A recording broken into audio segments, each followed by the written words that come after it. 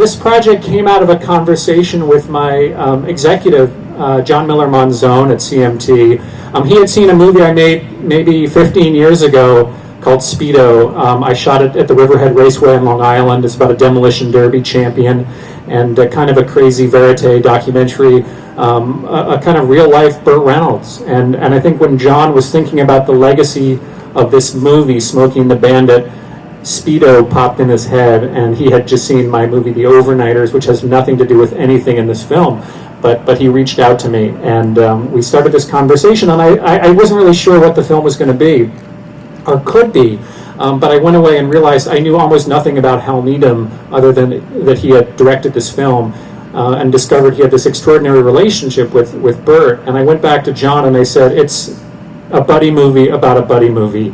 And John agreed, and then I wrote a 15-page treatment, which doesn't resemble this film, but that was the origin of the project. Didn't know the film. I mean, I knew the film was kind of embedded in fragmentary ways in my memory. I was born in 1970, so I was 7 when the film came out. I think I knew the impact or the imprint of the film more than I knew the film itself. I mean, I knew Dukes of Hazzard, and I knew these action comedies that it spawned.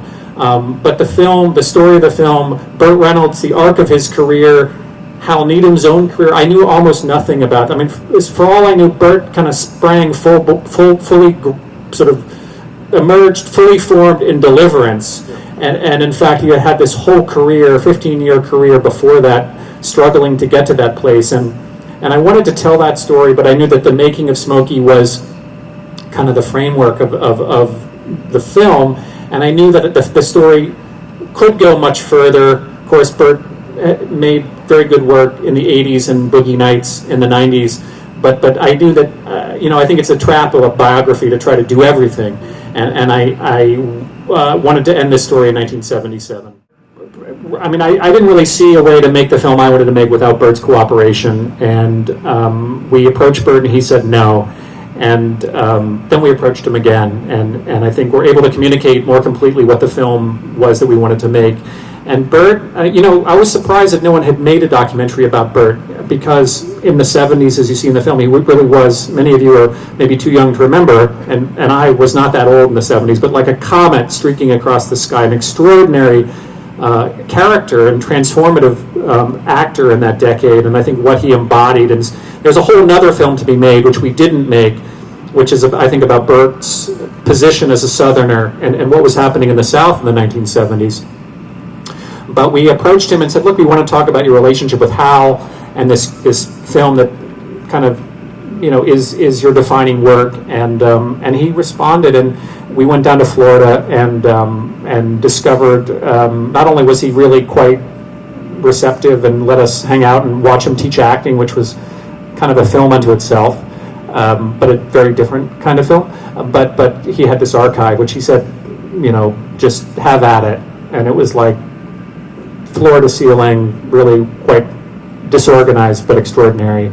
And that was the first interview we did, which I thought was going to be a problem because I didn't really know what the story was. But what we discovered in the archive was that these two guys could really tell the story for themselves. And I think, to me, those are the best archival documentaries where the footage is rich enough that we didn't need to rely on present-day interviews. We could let these guys be the stars that they were and tell their own stories in their own words. So he had a huge amount of material. I think he had cassettes of every television appearance, almost every appearance that he conducted in the 1970s, or not all of them, but a lot. I mean, his mother had been keeping scrapbooks since the 1950s, and so those were actually some of the most extraordinary documents and photographs and ephemera that we discovered, were these beautiful handmade scrapbooks, and he kept them all the way up through the 1970s.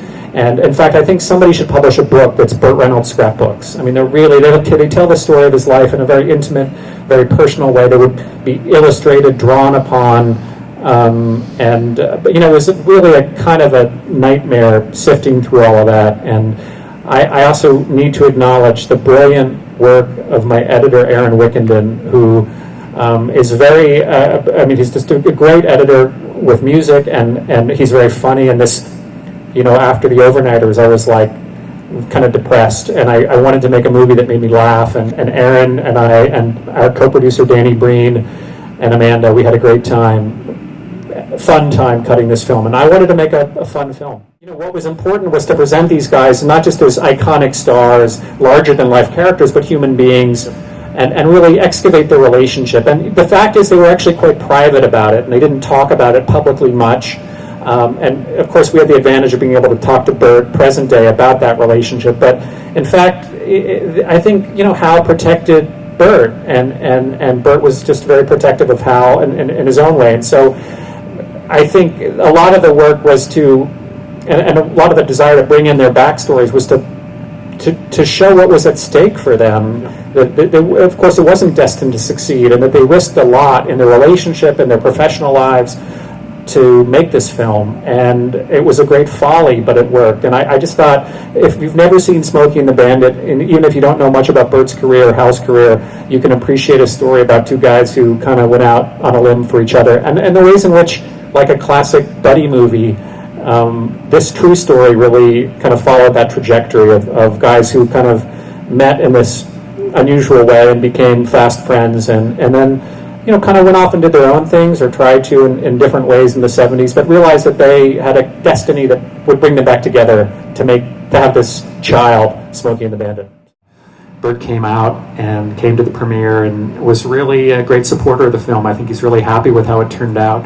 You know, and I think he's made some, as he admits freely, some very bad choices, but I think there are some great Burt Reynolds films, and hopefully this film will provide a pathway for people who don't know his back catalog to discover it. You might know Deliverance, you might know Boogie Nights, but there's some gems in there. White Lightning I'm particularly fond of. Of course,